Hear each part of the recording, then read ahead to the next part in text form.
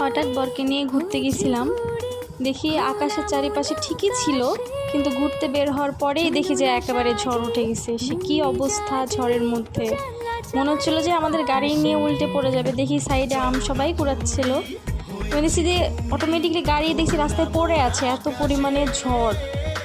তারপরে দেখি গোটাটাই কালো হয়ে যায়। পরে মনে করি যে না, বাসায় কি যাবো না, দেখি রাস্তা পুরোটাই ফাঁকা। ভাবছি যে না, কিছু তো নিয়ে যায় একটা। দেখি পাশে যে ভুট্টা ক্ষেত, ভুট্টা যাই চুরি করেই আসি একটু মজা করে। নেমে গেলাম ভুট্টা খেতে এবং 3টা নিয়েছি।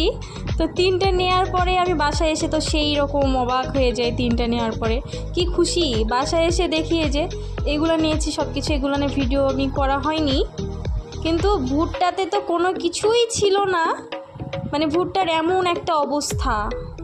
এগুলো বাসায় এসে দেখি যে সবই ঠিক আছে, পেয়েছি। আর এই শুকনা ভুট্টা কে খাবে? আমার বর বলে চিন্তা